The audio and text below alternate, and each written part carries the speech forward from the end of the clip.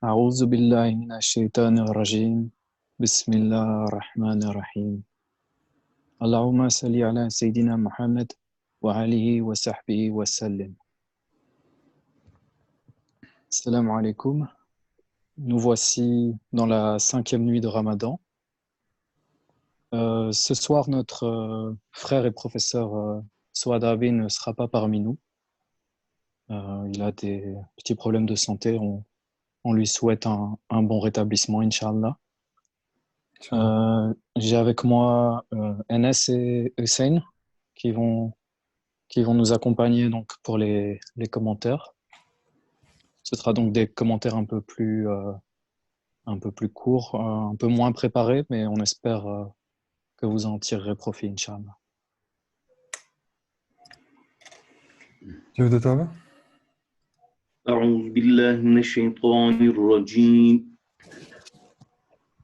بسم الله الرحمن الرحيم ألم تر إلى الملأ من بني إسرائيل من بعد موسى إذ قالوا لنبي لهم ابعث لنا ملكا نقاتل في سبيل الله قال هل عصيتم إن كتب عليكم القتال إلا تقاتلوا قالوا وما لنا ألا نقاتل في سبيل الله وقد أخرجنا من ديارنا وأبنائنا فلما كتب عليهم القتال تولوا إلا قليلا منهم والله عليم بالظالمين وقال لهم نبيهم إن الله قد بعث لكم طالوت ملكا قالوا أنى يكون له الملك علينا ونحن أحق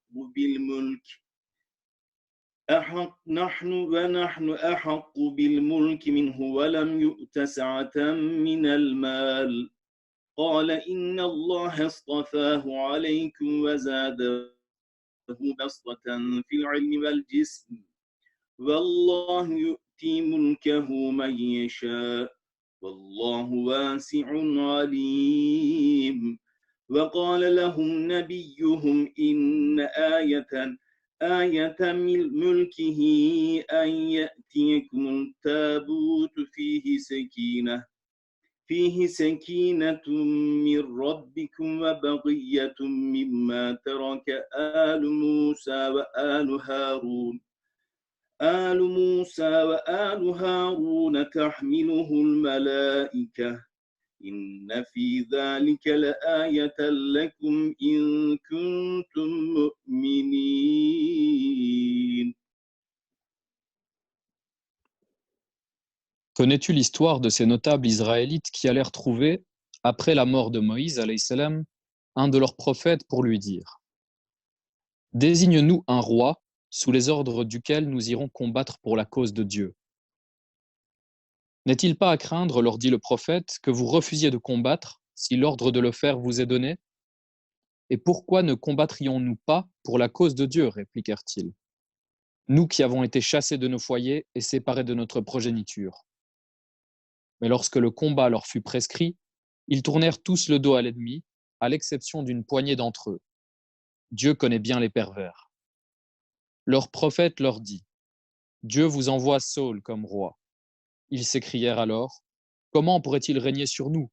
Nous avons plus de droits que lui au trône, et il n'a même pas l'avantage de la fortune. » Le prophète répondit « Dieu l'a choisi de préférence à vous. Et il l'a favorisé en science et en force physique, car Dieu donne le pouvoir à qui il veut. Il est omniprésent et omniscient. » Et le prophète ajouta, le signe de son investiture sera le retour du reliquaire, qui sera porté par des anges et contiendra, en guise de réconfort de la part de votre Seigneur, des reliques de la famille de Moïse, alayhi salam, et de la famille de Aaron, alayhi salam. C'est là un signe indubitable pour vous, pour peu que vous soyez des croyants sincères.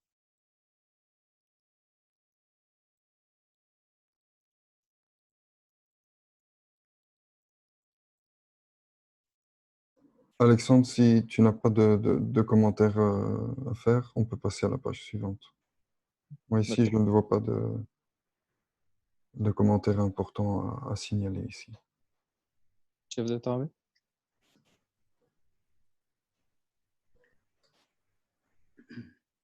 فلما انفصل طالوت بالجنود قال إن الله مبتليكم بنهر فمن شرب منه فليس مني ومن لم يدعمه فإنه مني إلا من اغترف غرفة بيده فشربوا منه إلا قليلا منهم فلما جاوزه هو والذين آمنوا معه قالوا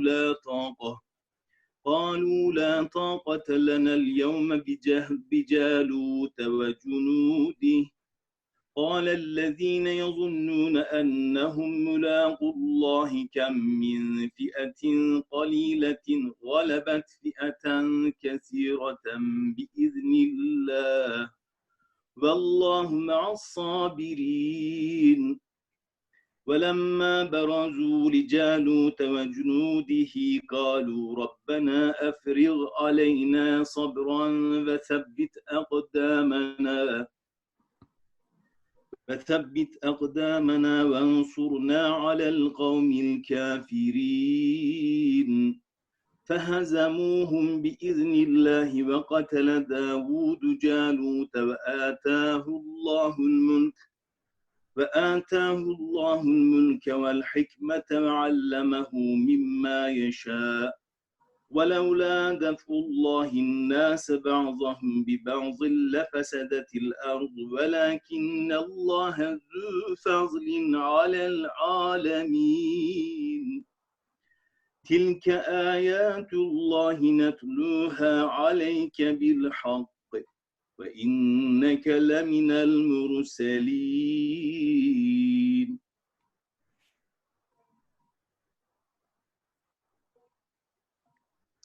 Et lorsque Saul se mit en route avec ses troupes, il leur dit : Dieu va vous mettre à l'épreuve à la traversée de la rivière. Quiconque en boira ne sera plus des miens. Seul celui qui s'abstiendra d'y goûter ou se contentera d'en puiser une gorgée dans le creux de sa main sera des miens. Or, à la traversée de la rivière, ils y burent tous, à l'exception de quelques-uns. Et lorsque Saul eut franchi avec ses compagnons la rivière, ses ennemis s'écrièrent : Nous ne sommes pas en mesure aujourd'hui d'affronter Goliath et ses troupes. Tandis que ceux qui avaient foi dans leur rencontre avec le Seigneur ripostèrent : Que de fois n'a-t-on pas vu un petit groupe triompher d'une grande armée ? Par la grâce du Seigneur, car Dieu est avec ceux qui savent s'armer de patience. Et lorsqu'ils firent face à Goliath et à ses troupes, ils s'écrièrent : Seigneur, arme-nous de patience, affermis nos pas et accorde-nous la victoire sur ce peuple infidèle. Ils mirent leurs ennemis en déroute par la grâce de Dieu. David, alayhi salam, tua Goliath, et Dieu lui donna le pouvoir et la sagesse, et lui enseigna ce qu'il voulait. Et Dieu ne repoussait les hommes les uns par les autres. Si Dieu ne repoussait les hommes les uns par les autres, il y aurait partout le chaos sur la terre. Dieu est plein de bonté pour les hommes. Ce sont là des signes de Dieu. Nous te les communiquons en message de vérité, car tu es à n'en point douter du nombre des prophètes.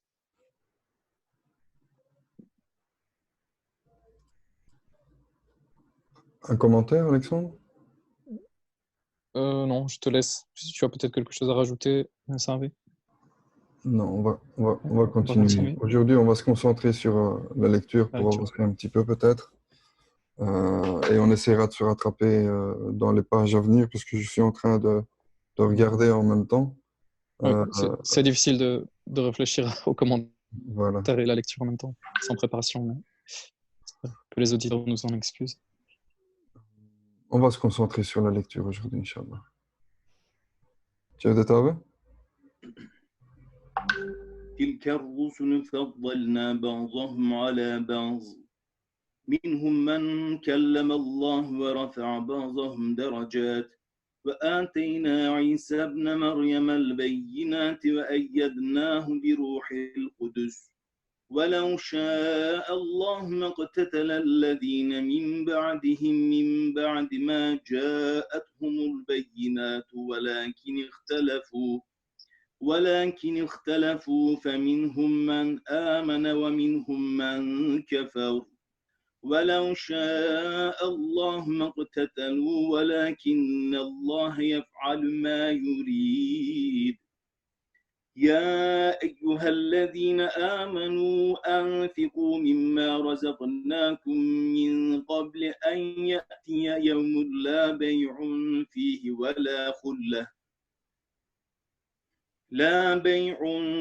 ولا خلة ولا شفاعة والكافرون هم الظالمون الله لا إله إلا هو الحي القيوم لا تأخذه سنة ولا نوم له ما في السماوات وما في الأرض من ذا الذي يشفع عنده إلا بإذنه يعلم ما بين أيديهم وما خلفهم ولا يحيطون بشيء من علمه إلا بما شاء وسع كرسيه السماوات والأرض ولا يؤوده حفظهما وهو العلي العظيم لا إكراه في الدين قد تبين الرشد من الغي فمن يكفر بالطاغوت ويؤمن بالله فقد استمسك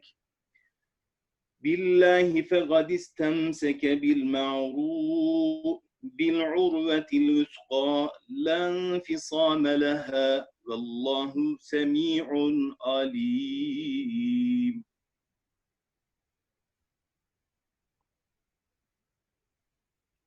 Ces prophètes entre lesquels nous avons établi une certaine hiérarchie, Dieu a parlé ainsi, a parlé à certains d'eux, à d'autres il a accordé un rang privilégié.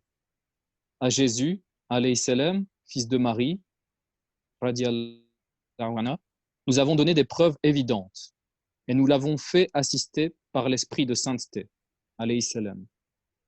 Et si Dieu l'avait voulu, les hommes, après les messagers qui leur furent envoyés et les preuves indubitables qui leur furent fournies, ne se seraient point entretués. Mais ils se divisèrent si bien que les uns crurent et les autres sombrèrent dans l'incrédulité. Si donc Dieu l'avait voulu, ils ne se seraient point entretués, mais la volonté de Dieu doit toujours s'accomplir. Ô vous qui croyez, donnez en aumône une partie des biens que nous vous avons octroyés avant que ne vienne un jour où il n'y aura plus ni rachat, ni amitié, ni intercession. Ce sont les négateurs qui sont les vrais injustes. Dieu, il n'y a point de divinité que lui, le vivant, l'immuable, ni l'assoupissement, ni le sommeil n'ont de prise sur lui, et tout ce qui est dans le ciel et sur la terre lui appartient. Aucune intercession auprès de lui ne peut être tentée sans sa permission. Il connaît le passé et l'avenir des hommes, alors que ces derniers n'appréhendent de sa science que ce qu'il veut bien leur enseigner. Son trône s'étend sur les cieux et la terre qu'il tient sous sa puissance sans difficulté. Il est le Très-Haut, il est le Tout-Puissant. Point de contrainte en religion, maintenant que la vérité se distingue nettement de l'erreur. Désormais, celui qui renie les fausses divinités pour vouer sa voix au Seigneur aura saisi l'anse la plus solide, sans crainte de rupture. Dieu est l'audient et l'omniscient. Alors on va peut-être s'arrêter ici pour un petit commentaire. Dans le premier verset qu'on vient de lire, donc le verset 253, on insiste ici sur les différents, le fait que Dieu a parlé à certains prophètes, et donc on fait, et à d'autres auxquels il a accordé un rang privilégié, et tout de suite est cité le nom de Jésus, fils de Marie. On remarquera au cours de la lecture que Jésus, alayhi salam, Isa, alayhi salam, a une place particulière en islam. C'est un des prophètes qui est le plus cité dans le Coran. Et il est souvent cité comme fils de Marie. Marie, que Dieu soit satisfait d'elle éternellement, est la femme la plus citée dans le Coran, qui montre aussi son importance capitale. On peut ici recontextualiser de nouveau par rapport au contexte de la prophétie. Quand le prophète alayhi salatu wassalam s'adresse son message autour de lui, autour de la communauté musulmane naissante, il y a d'un côté les Qurayshites, des négateurs, mais il y a aussi des communautés juives et chrétiennes, comme Souad Abi l'a déjà mentionné précédemment. Et c'est pour ça que les versets qu'on vient de lire, les versets dans les pages précédentes, parlent beaucoup de Bani Israël, qui parlent beaucoup de la communauté juive. Et il parle aussi ici de la figure de Jésus parce que ça s'adresse aux chrétiens. C'est pour leur montrer que le message de l'islam ne vient pas se moquer de leurs croyances, vient simplement, c'est une continuité. Le message de Sayyidina Mohammed est dans la continuité du message des autres prophètes. Et c'est pour ça qu'on parle de sceau de la prophétie avec l'islam. Encore un autre commentaire, si on prend maintenant le verset 255, on a ici tout un verset où on parle de Dieu, de ses attributs, on parle de sa royauté, de son trône. Et c'est un verset qui est traditionnellement appelé Ayat al-Kursi, justement en rapport avec le trône. Et c'est un verset donc qui correspond au quart du livre sacré que nous sommes en train de lire, donc qui représente une importance capitale. Lire ce verset, c'est comme ça revient à lire le quart du Coran. Et enfin, peut-être, si on s'arrête sur le dernier verset, donc le verset 256, avec le point de contrainte en religion. Je vais vous lire ici la note du traducteur de Mohamed Chiadmi. Nul ne peut être contraint de suivre une religion et nul ne peut non plus être empêché de la pratiquer. Tel est le sens général de ce verset qui descendit, d'après certains commentateurs, pour protéger la liberté religieuse des gens du livre. Donc voilà, on est encore dans cette pédagogie où on ne vient pas imposer une croyance, mais on invite, ici le prophète alayhi salam invite les communautés juives et chrétiennes à suivre son message, à l'adopter. Voilà, je vais m'arrêter là. Je vais peut-être, Nesra Abé, tu as quelque chose à rajouter? On va laisser la lecture à Dieu détail. Oui, الله ولي الذين آمنوا يخرجهم من الظلمات إلى النور والذين كفروا أولياؤهم الطاغوت يخرجونهم من النور إلى الظلمات أولئك أصحاب النار فيها خالدون ألم تر إلى الذي حاج إبراهيم في ربه أن آتاه الله الملك إذ قال إبراهيم ربي الذي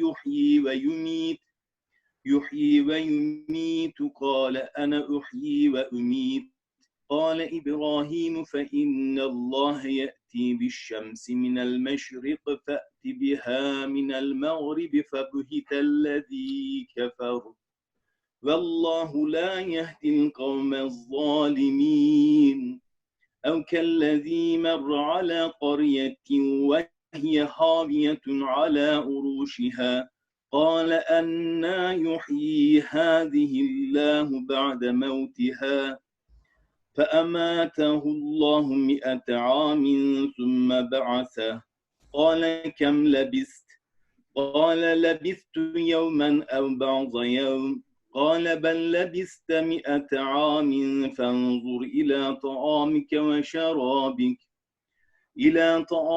وشرابك لم يتسنه وانظر إلى حمارك ولنجعلك آية للناس وانظر إلى العظام كيف ننشزها ثم نكسوها لحما فلما تبين له قال أعلم أن الله على كل شيء قدير.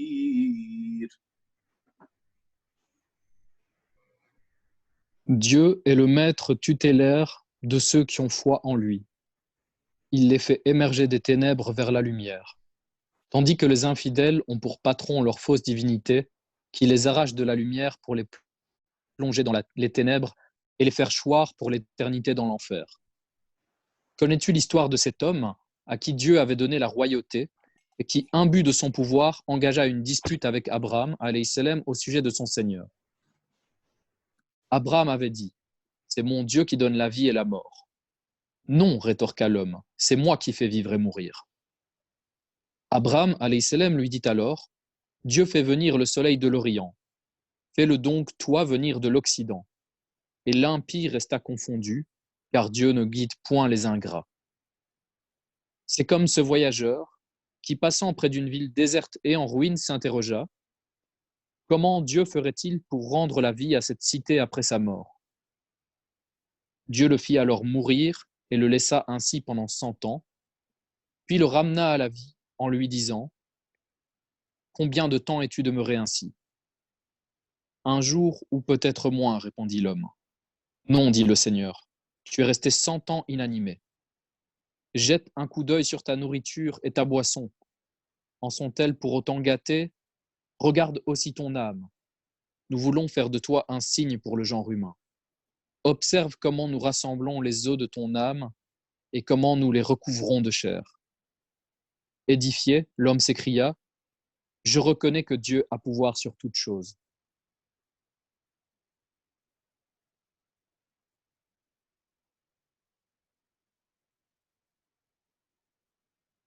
Tu veux t'arrêter? وإذ قال إبراهيم رب أرني كيف تحيي الموتى قال أولم تؤمن قال بلى ولكن ليطمئن قلبي قال فخذ 4 من الطير فصرهن إليك ثم اجعل على كل جبل منهن جزءا ثم ادعهن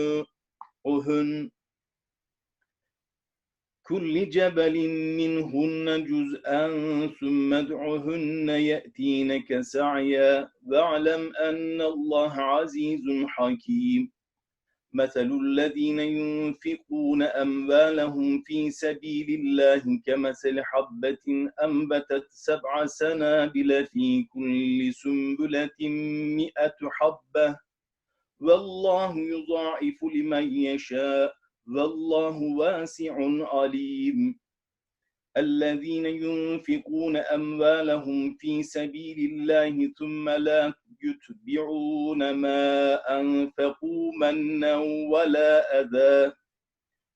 ولا أذى لهم أجرهم عند ربهم ولا خوف عليهم ولا هم يحزنون قول معروف ومغفرة خير من صدقة يتبعها أذى والله غني حليم يا أيها الذين آمنوا لا تبطلوا صدقاتكم بالمن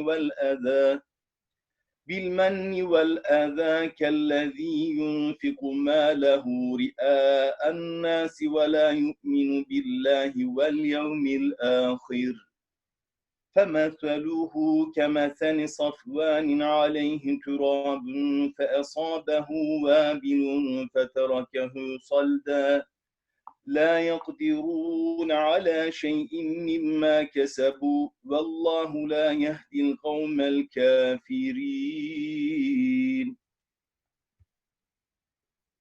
Rappelle-toi quand Abraham alayhi salam dit « Seigneur, montre-moi comment tu ressuscites les morts. » Aurais-tu encore quelques doutes à ce sujet? Lui répondit Dieu. Non, Seigneur, reprit Abraham, c'est seulement pour apaiser mon cœur. Prends donc, lui dit le Seigneur, 4 oiseaux Découpe-les et répartis-en les morceaux sur des collines différentes, puis rappelle-les, ils accourront vers toi. Souviens-toi que Dieu est puissant et sage. Ceux qui dépensent leurs biens pour la cause de Dieu sont à l'image d'un grain qui produit 7 épis, contenant chacun 100 grains. C'est ainsi que Dieu multiplie sa récompense à qui il veut, car Dieu est omniscient, omniprésent et omniscient. Ceux qui dépensent leurs biens pour la cause de Dieu sans chercher à en tirer vanité ni à porter préjudice à autrui, ceux-là trouveront leur rétribution auprès de leur Seigneur et n'auront à éprouver ni crainte ni peine. Une seule parole agréable, une simple excuse, valent mieux qu'une aumône suivie de propos désobligeants. Dieu se suffit à lui-même et il est plein d'indulgence. Ô croyants, ne rendez pas vain le mérite de vos œuvres charitables par des gestes ou des propos désobligeants, à l'instar de celui qui fait des largesses par ostentation, sans croire ni en Dieu, ni au jugement dernier. Cet homme-là est comparable à un rocher que recouvre un peu de terre. Il suffit qu'une averse l'atteigne pour qu'il soit complètement dénudé. Et c'est ainsi que les impies ne tireront aucun profit des œuvres qu'ils avaient acquises, car Dieu ne dirige pas les infidèles.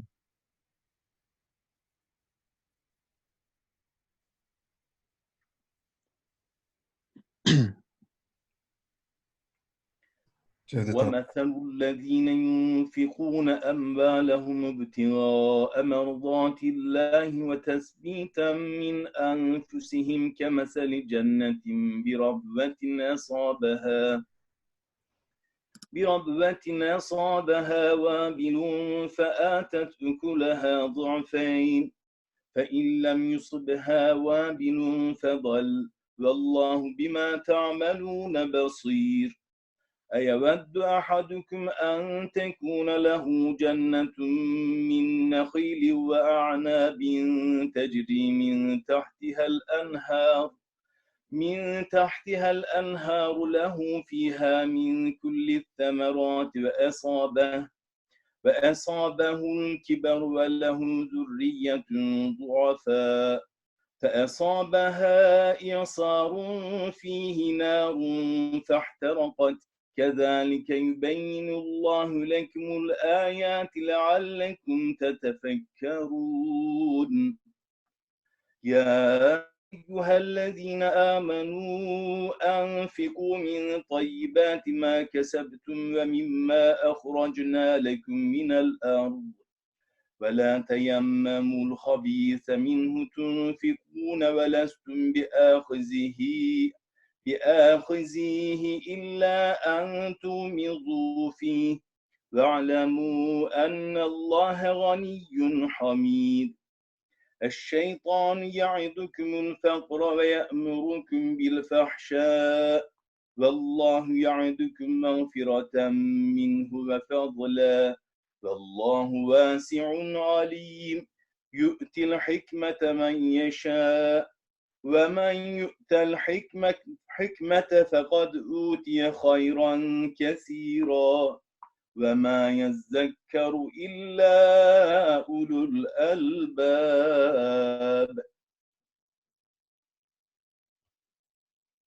Ceux qui, au contraire, dépensent leurs biens en vue de plaire à Dieu et de fortifier leur foi font songer à un verger situé sur une colline, qu'une forte pluie l'arrose et sa récolte s'en trouvera doublée. Et même à défaut de pluie, une simple rosée suffira à l'humecter. Dieu observe parfaitement ce que vous faites.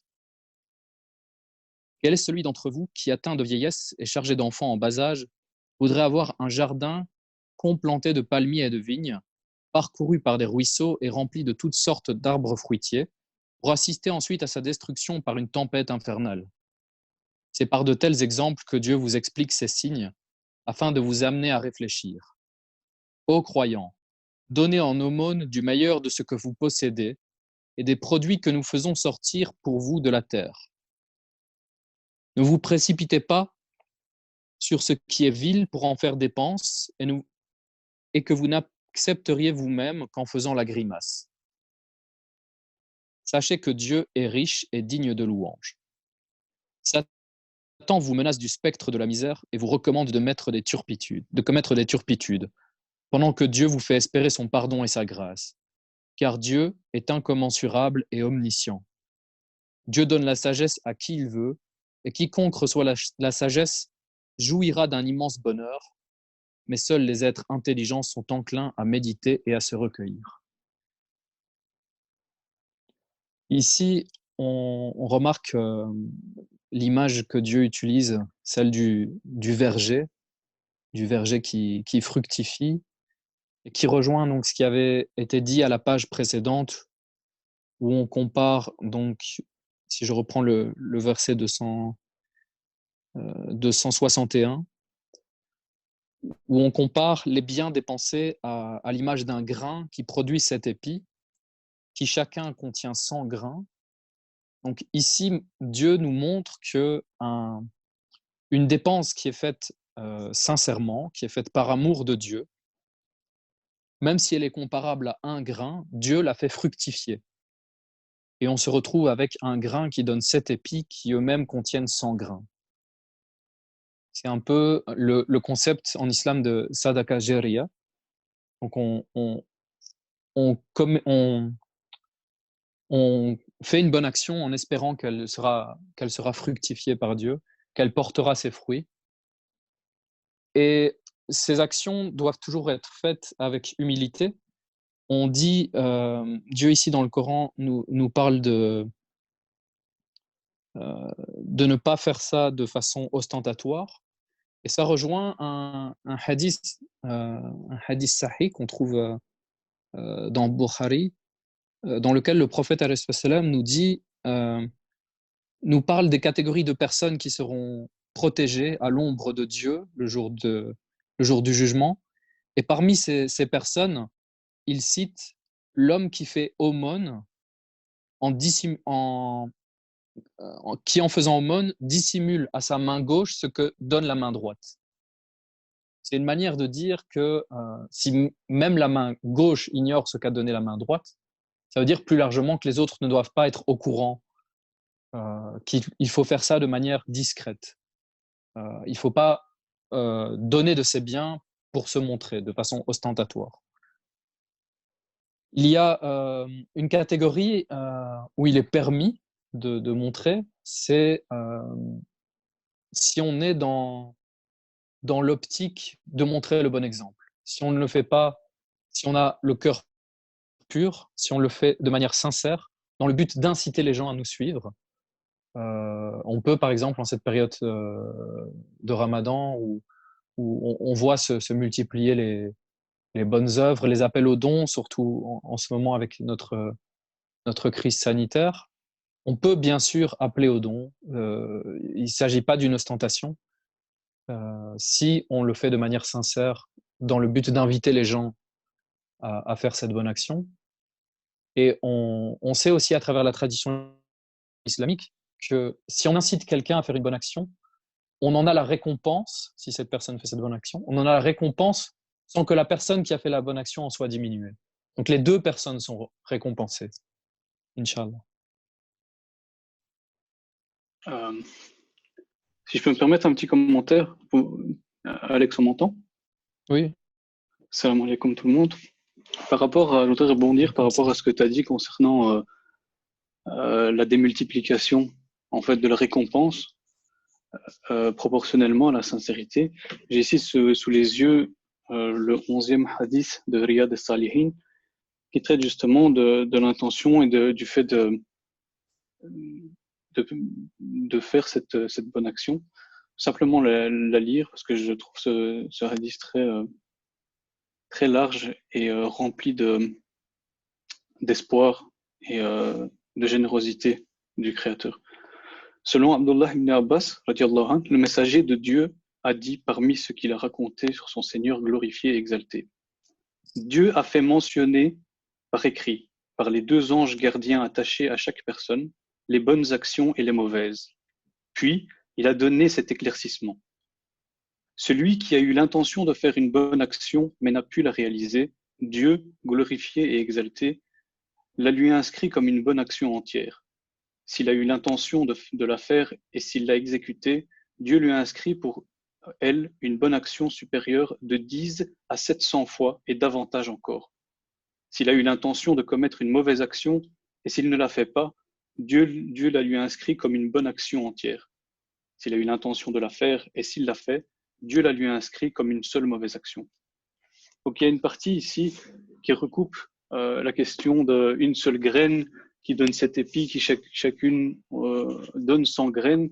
Il y a cette question de avoir l'intention de faire une bonne action, aller jusqu'au bout et réaliser cette bonne action, c'est entre 10 et 700 fois, et il précise et plus encore éventuellement. Donc il y a un facteur qui vient influencer, un espèce de facteur multiplicateur qui vient influencer la valeur, la grandeur de l'action, et plutôt la grandeur de la récompense finalement, à travers la générosité d'Allah subhanahu wa ta'ala. Je pense qu'il y a un corollaire direct avec le verset que tu as rappelé de la page précédente. Et quand je parlais d'espoir, c'est que quand on a l'intention de faire une mauvaise action, Dieu demande à ses anges de s'abstenir d'écrire cette mauvaise action jusqu'à ce qu'on la fasse réellement. Et si réellement on fait cette mauvaise action, alors il ne l'écrit qu'une seule fois. Alors que la bonne action, au contraire, quand on la réalise, même si on a simplement son intention sincère, elle est déjà écrite comme étant réalisée. Et si on arrive à aller jusqu'au bout, si Dieu nous le permet, c'est de 10 à 700, voire plus encore. Voilà, je laisse la parole, merci. Tu veux t'arriver?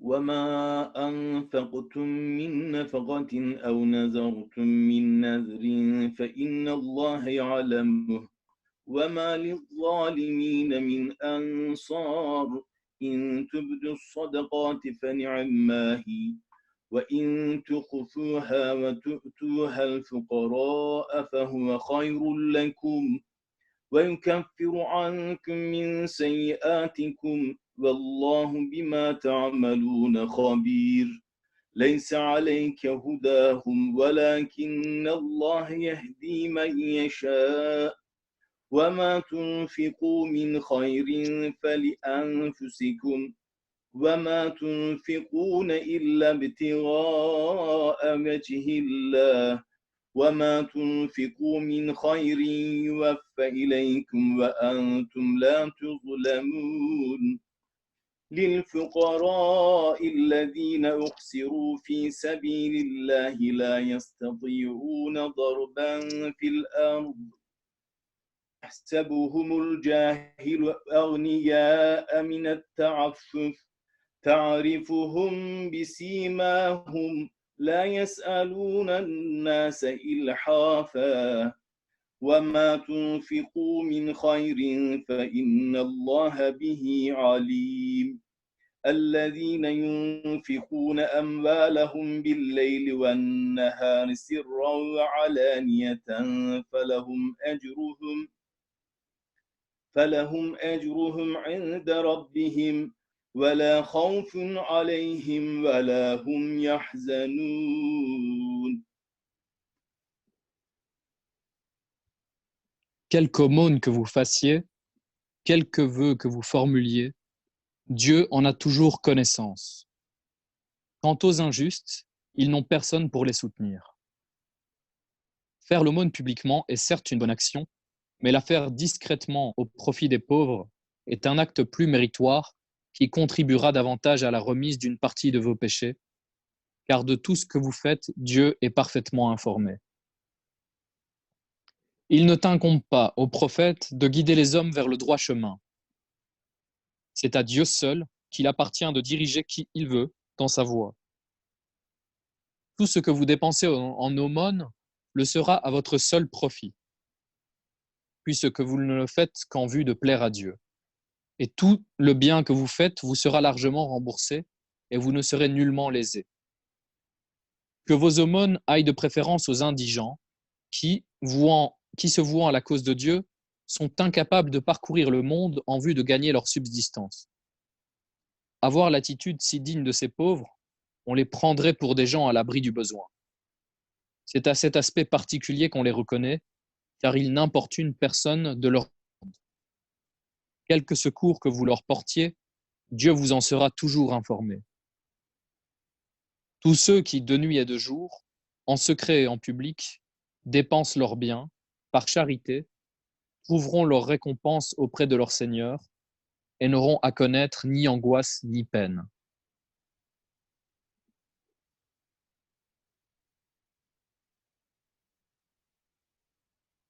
Je vais me permettre d'intervenir ici sur le verset 272. Là, il est clairement dit que le rôle du prophète sallallahu alayhi wa sallam est de faire passer le message. Les cœurs appartiennent à Dieu. Donc, l'invitation, là, il nous est indirectement aussi, ce verset nous concerne indirectement aussi, dans le sens où le rappel peut être fait, le message peut être passé, mais il ne nous est pas permis d'insister à ce sujet pour pousser à la conversion ou faire une dawa ouverte, comme on dit. Pour le moment, c'est devenu un petit peu la mode de sortir dans les rues et d'appeler les gens et d'essayer de les convaincre. L'objectif n'est pas de convaincre, mais de faire passer le message, et aussi pour rejoindre le verset où il n'y a pas d'obligation dans la religion. Voilà, je voulais juste apporter ce petit détail comme là. Si je peux me permettre de rebondir là-dessus, Anas Abbé, c'est aussi lié, je pense, à un concept plus fondamental et plus large que la question de vraiment du téblir et de porter le message. Si même le prophète, alayhi salatu wassalam, son rôle, parce que c'est ce que ce verset rappelle finalement, c'est que son rôle, c'est d'appeler, c'est de communiquer un message. Le résultat ne lui appartient pas, le résultat ne lui incombe pas, et il ne sera pas jugé sur ce résultat-là. Il sera jugé sur le fait d'avoir accompli sa mission, sur le fait d'avoir appelé les gens, parce que sa mission, c'est ça. Et derrière ça, on peut peut-être généraliser et de manière plus large finalement, se rendre compte que vu que ce qui est récompensé, c'est l'effort, il y a peut-être une redéfinition à faire de ce qu'est la réussite et l'échec, en tout cas dans une perspective islamique, dans une perspective du croyant musulman, de dire, voilà, on peut imaginer, prenons un cas très concret, pour, disons, un étudiant, il va à l'université, son objectif c'est d'obtenir un diplôme pour des raisons qui sont louables et vertueuses et pieuses, parce qu'il souhaite, avec ce diplôme-là, toucher plus de gens, être un exemple, bien travailler, avoir une position, etc., etc. Il a des bonnes intentions et il fait des efforts énormes. Il fait des efforts, il n'obtient pas son diplôme. Mais en réalité, tous ces efforts qu'il a faits, c'est déjà un acquis. Parce que Dieu va récompenser l'effort et non le fait d'avoir obtenu le diplôme. Et on peut démultiplier, je pense, les exemples. Et ça, de nouveau, je pense que c'est un concept qui est rempli d'espoir finalement, parce que ça redéfinit complètement la conception de la réussite et de l'échec, qui aujourd'hui, dans notre société, est très, très liée au matérialisme et au fait de réussir et au fait d'avoir l'étiquette et au fait d'avoir l'argent, etc., etc. Alors que c'est davantage l'effort lié à la bonne intention qui sera récompensé par Allah, si on le fait pour lui, évidemment. Voilà, je voulais simplement... Allah yajazakum bi khair. Jazakallah khair. Je vous attends. الذين يأكلون الربا لا يقومون إلا كما يقوم الذي يتخبطه الشيطان من المس ذلك بأنهم قالوا إنما البيع مثل الربا فأحل الله البيع وحرم الربا فمن جاءه موعظة من ربه فانتهى فله ما سلف فأمره إلى الله ومن عاد فأولئك أصحاب النار هم فيها خالدون يمحق الله الربا ويربي الصدقات والله لا يحب كل كفار أثيم إن الذين آمنوا وعملوا الصالحات وأقاموا الصلاة فأقاموا الصلاة وآتوا الزكاة لهم أجرهم عند ربهم ولا خوف عليهم ولا هم يحزنون يا أيها الذين آمنوا اتقوا الله وذروا ما بقي من الربا إن كنتم مؤمنين فإن لم تفعلوا فأذنوا بحرب من الله ورسوله وإن تبتم فلكم رؤوس أموالكم لا تظلمون ولا تظلمون وإن كان ذو عسرة فنظرة إلى ميسرة وأن تصدقوا خير لكم إن كنتم تعلمون واتقوا يوما ترجعون فيه إلى الله ثم توفى كل نفس ما كسبت وهم لا يظلمون.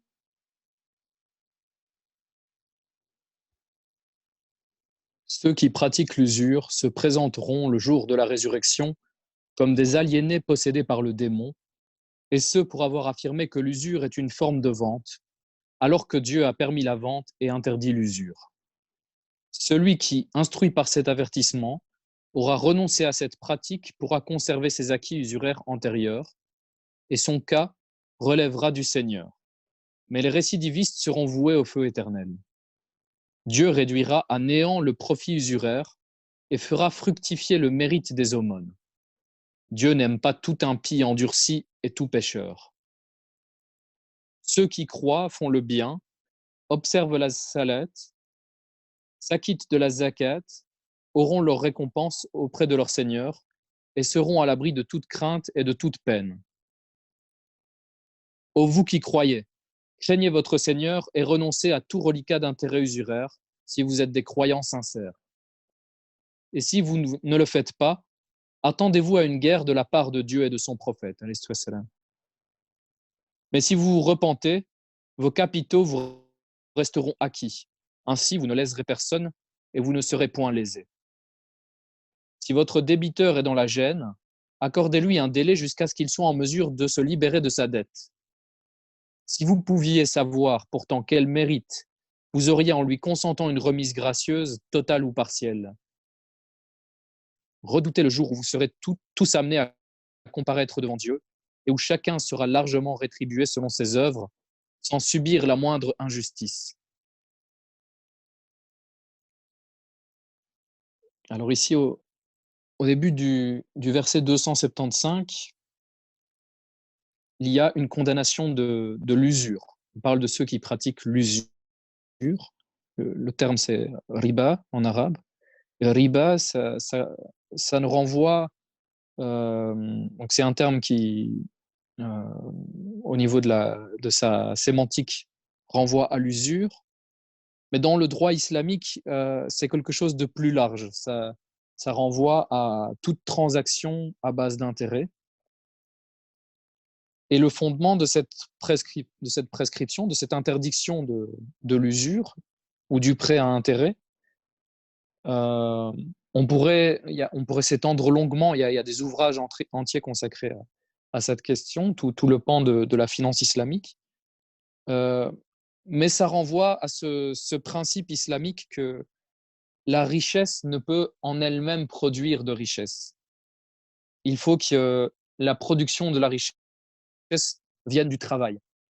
Et on revient donc à cette notion d'effort dont on parlait juste précédemment. C'est l'effort, au fond, qui est récompensé en islam, y compris au niveau financier.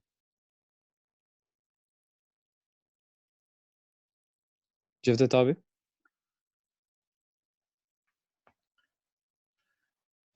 يا أيها الذين آمنوا إذا تداينتم بدين إلى أجل مسمى فاكتبوا وليكتب بينكم كاتب بالعدل ولا يأب كاتب أن يكتب كما علمه الله فليكتب وليملل الذي عليه الحق وليتق الله ربه ولا يبخس منه شيئا فإن كان الذي عليه الحق سفيها أو ضعيفا أو لا يستطيع أن يمل هو فليملل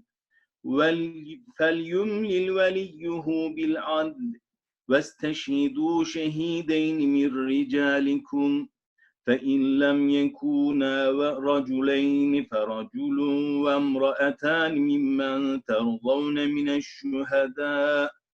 من الشهداء أن تضل إحداهما فتذكر إحداهما الأخرى ولا يأبى الشهداء إذا ما دعوا ولا تسأموا أن تكتبوه صغيرا أو كبيرا إلى أجله ذلكم أقسط من عند الله وأقوم للشهادة وأدنى ألا ترتابوا إلا أن تكون تجارة حاضرة تديرونها بينكم فليس عليكم جناح ألا تكتبوها وأشهدوا إذا تبايعتم ولا يضار كاتب ولا شهيد وإن تفعلوا فإنه فسوق بكم واتقوا الله ويعلمكم الله والله بكل شيء عليم. Ô croyants, lorsque vous contractez une dette à terme, consignez-la par écrit et qu'un rédacteur requis par vous en enregistre les clauses avec fidélité. Un scribe n'a pas le droit de se dérober à cette obligation, mais il doit s'en acquitter comme Dieu le lui a enseigné. Qu'il note donc ce que lui dicte le débiteur, qui doit avoir présent à l'esprit la crainte du Seigneur et ne doit rien dissimuler de la dette. Mais si le débiteur est frappé d'incapacité morale ou physique, ou s'il est incapable de dicter lui-même, c'est à son représentant légal de stipuler honnêtement pour lui. À cet effet, choisissez 2 témoins parmi vous de sexe masculin ou à défaut un homme et 2 femmes parmi les personnes présentant les garanties requises d'honorabilité, en sorte que si l'une oublie un détail, l'autre sera là pour le lui rappeler. Les témoins requis ne doivent pas refuser leur témoignage. N'omettez pas de mettre par écrit tout acte de prêt, quel qu'en soit le montant, et d'en préciser l'échéance. Cette façon de procéder est plus équitable auprès de Dieu, car non seulement elle confère plus d'autorité au témoignage, mais aussi elle écarte de lui toute espèce de doute. À moins qu'il s'agisse d'une simple opération commerciale à vue, que vous réglez sur le champ, et auquel cas vous pouvez vous dispenser de la consigner par écrit. À part ce cas précis, faites toujours appel à des témoins pour constater vos transactions, mais toute contrainte ou violence qui sera exercée sur le scribe ou le témoin constituerait un acte immoral de votre part. Craignez donc Dieu, et il vous instruira, car sa science n'a point de limite.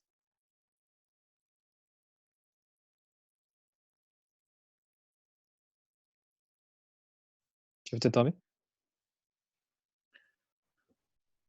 وإن كنتم على سفر ولم تجدوا كاتبا فرهان مقبوضة فإن أمن بعضكم بعضا فليؤدي الذي اؤتمن أمانته وليتق الله ربه ولا تكتموا الشهادة ومن يكتمها فإنه آثم قلبه والله بما تعملون عليم لله ما في السماوات وما في الأرض وإن تبدوا ما في أنفسكم أو تخفوه يحاسبكم به الله فيغفر لمن يشاء ويعذب من يشاء والله على كل شيء قدير آمن الرسول بما أنزل إليه من ربه والمؤمنون كل آمن بالله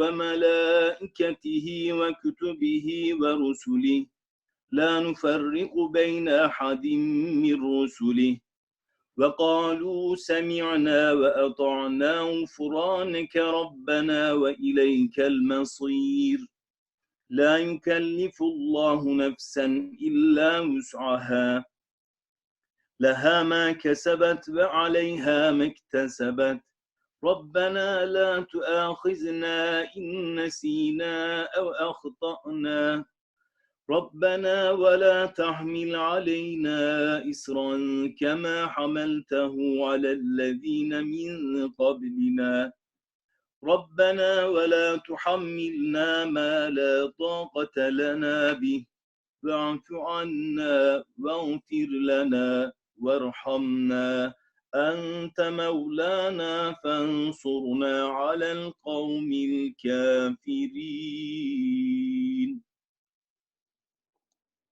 Si vous êtes en voyage et ne trouvez pas de scribe, exigez la remise d'un gage.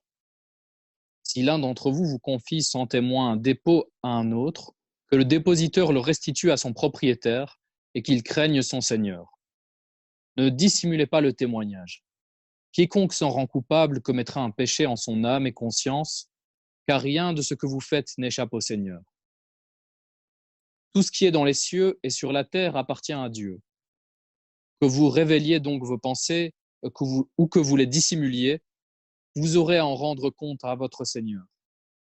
Il pardonnera à qui il veut et châtiera qui il veut, car sa puissance n'a point de limite. Le prophète, alayhi salatu wassalam, croit pleinement à ce que lui a révélé son Seigneur, ainsi que les fidèles. Tous ensemble croient en Dieu, à ses anges, à ses écritures et à ses messagers, sans faire aucune distinction entre ses prophètes. Ils affirment « Nous avons entendu et nous avons obéi. Pardonne-nous, Seigneur, car c'est vers toi que tout doit faire retour. » Dieu n'impose rien à l'âme qui soit au-dessus de ses moyens. Tout bien qu'elle aura accompli jouera en sa faveur, et tout mal qu'elle aura commis jouera contre elle. Seigneur, ne nous tiens pas rigueur de nos omissions et de nos erreurs. Seigneur, épargne-nous les terribles épreuves que tu as fait subir à nos prédécesseurs. Seigneur, ne nous impose pas d'obligations qui soient au-dessus de nos forces. Accorde-nous ton pardon, fais-nous remise de nos péchés, reçois-nous dans le sein de ta miséricorde. Tu es notre Maître, accorde-nous la victoire sur les peuples infidèles. Amin. Je voudrais juste peut-être attirer l'attention sur la méthode coranique. Dans la fin de la sourate, après avoir... Oui, peut-être ici préciser qu'on est donc au dernier verset, on vient de terminer la sourate Baqara. Exactement. Et après avoir donc énuméré certaines règles de jurisprudence qui sont très différentes et très justes par rapport à ce qui était en application du temps de ce temps-là, la sourate se termine avec cette succession de doigts où Allah nous montre, après avoir étudié la théorie, l'avoir assimilé, l'appliquer et puis ensuite toujours s'en remettre à Dieu pour demander sa protection et son pardon au cas où on aurait fait tout de même des erreurs. Donc l'intention est de suivre les règles que Allah a mis. On essaye de les mettre en pratique du mieux qu'on peut et à la fin de la sourate, terminer avec des doigts, des invocations en demandant le pardon et en demandant à ce qu'il nous permette de le comprendre du mieux possible et de suivre les règles qu'il nous a imposées via le Coran de notre mieux. Si vous avez d'autres commentaires, même dans les auditeurs, n'hésitez pas. Merci à vous pour pour ton commentaire.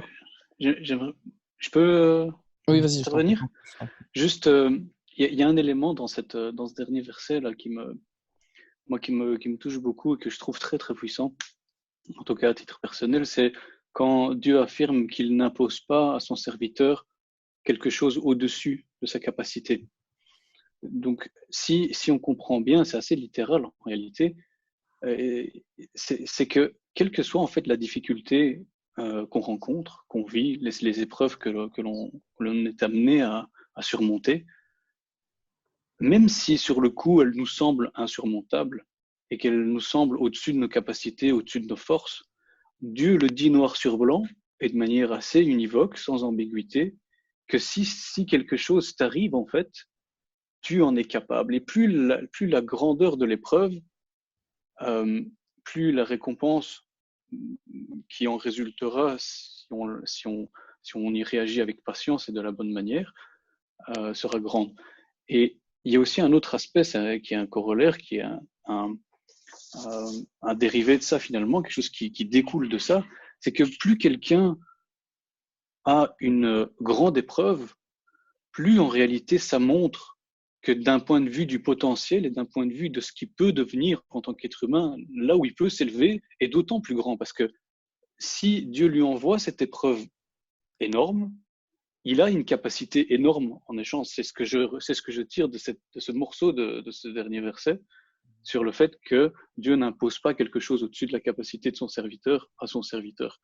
Et donc, c'est peut-être une manière aussi de voir l'épreuve comme une opportunité finalement, et comme une manière peut-être de Allah de nous dire, tu es capable de surmonter ça, je te donne l'opportunité de me montrer que tu en es capable et de te montrer à toi-même que tu en es capable, et fais-le, parce que s'il ne te donne pas cette épreuve, aussi grande qu'elle soit, tu peux pas savoir que tu es capable de la surmonter, et tu peux pas prouver que tu l'as surmontée avant d'avoir cette épreuve. Donc le fait que Dieu te mette cette difficulté sur ta route, c'est une opportunité en réalité de s'élever à travers la manière d'y répondre. Allahu J'aimerais aussi rebondir, si vous le permettez. Donc on a au début dans le verset 284, quand Dieu dit que vous révéliez donc vos pensées ou que vous les dissimuliez, vous aurez à rendre des comptes à votre Seigneur. Donc dans un premier temps, ici Dieu nous dit que on aura des comptes à rendre. On aura des comptes à rendre, y compris sur nos pensées.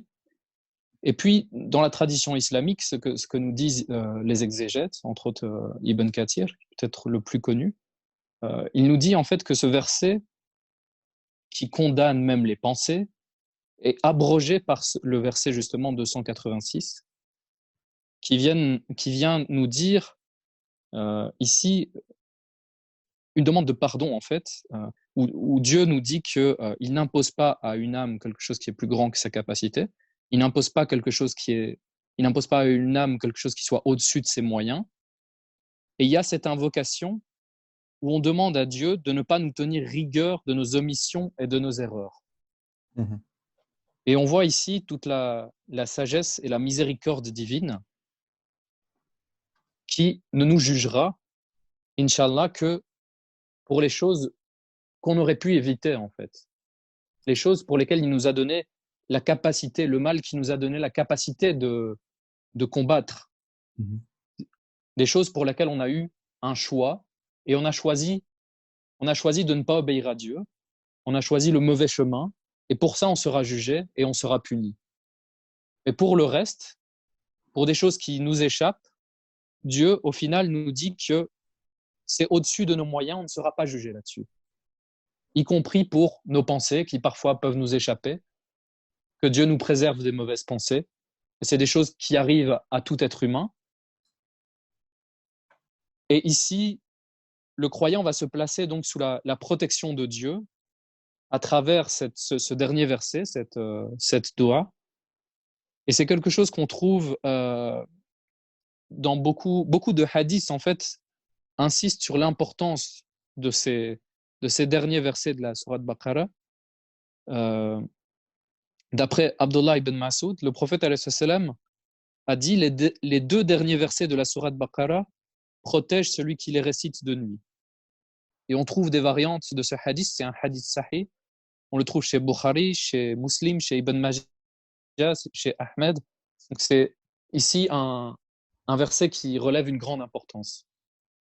Et j'invite donc nos auditeurs à réciter ce verset cette nuit, Inch'Allah. Et c'est aussi devenu une tradition, puisque le prophète sallallahu alayhi wa sallam le faisait aussi, c'est aussi une tradition prophétique, de lire ces deux derniers versets après la prière d'Aïcha, et justement pendant les prières nocturnes. Et je voulais aussi revenir sur le verset 284 où tu as dit que même les pensées dans ce verset pourraient être punies. En fait, on nous montre un objectif, l'objectif que Dieu nous donne, c'est de bannir même les pensées qui, au fur et à mesure qu'elles vont revenir, si elles ne sont pas bannies, vont devenir des petits points noirs qui pourraient nous tenter à passer à l'acte. Donc les pensées ne sont pas punissables puisque le verset 286, comme l'a dit Alexandre, le couvre, mais l'objectif que Dieu nous montre ici, c'est de même bannir ces pensées de notre esprit pour le garder pur et pour protéger nos actions de ces pensées négatives. Jazakallah khairan, je pense qu'on a dépassé un petit peu aujourd'hui l'heure de lecture. Je te laisse conclure.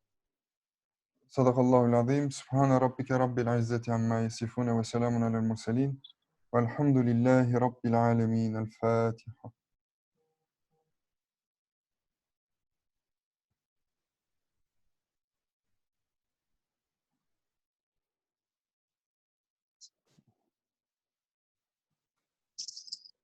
Salam alaikum tout le monde. À demain, Inch'Allah. Wa alaykum salam wa rahmatullah.